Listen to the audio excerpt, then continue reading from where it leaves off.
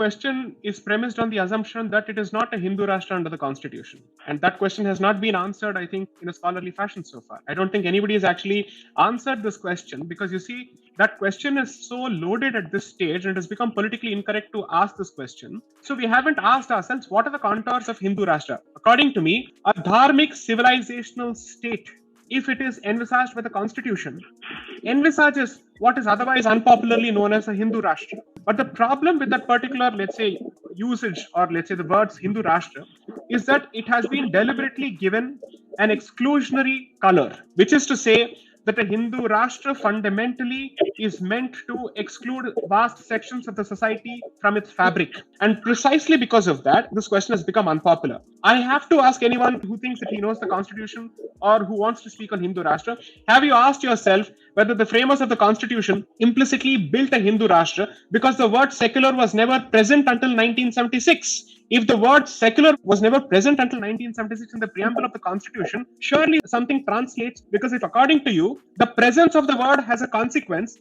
surely the absence of the word too must have had a consequence, right? So what was the identity of the constitution and therefore India as a country between 1950 and 1976? If it was a non-secular state, it was not an unsecular state, it was what I would call a Hindu secular state, simply because secularism, as understood traditionally in Europe, is Christian secularism. That's what literature says, that's what scholars say. There is no concept of irreligious secularism at all whatsoever.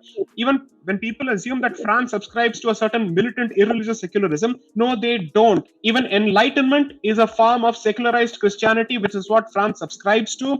Liberalism, as understood by France, is Christian liberalism. There are multiple books on this particular issue. So the point I'm trying to make is very, very simple. A Hindu Rashtra, if at all, let's say one wants to have a discussion, I would split that into two phases. What were we before 1950 to 1977 or 1976? What have we become after 1976 until 2021? Would it be so bad to go back to 1950 to 1976? Because if according to you, the fount of secularism, Pandit Jawaharlal Nehru, was effectively the reason for, let's say, the 1950 constitution, surely you can't have a problem with the constitution of 1950, which did not contain the word secular, right? So I think this question needs to be answered less from a rhetorical position and more from the question of what is it that our framers said? What is it that they intended? Unfortunately, whenever the discussion on the constitution starts, it ends with only two people being involved, Dr. Ambedkar and Sri Nehru. Unfortunately, Nehru did not contribute much. And Ambedkar, with due credit to his contribution to the constitution, was not the only person who contributed to its crafting. So many people did. So you have to take a holistic view of everybody's positions before you choose to attribute this entire document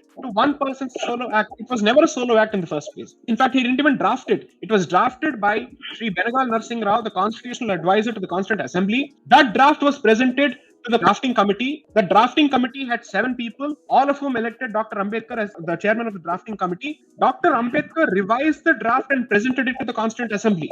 So Dr. Ambedkar is perhaps the refiner of the basic draft, but the actual draft was produced by Sri B.N. Rao. So the point I'm trying to make is there are several myths that abound with respect to the Constitution. One of the things that I've tried to do through this book, and I hope to do through the sequels, is to bust all these popular myths, which WhatsApp University only keeps reinforcing, much to my detriment.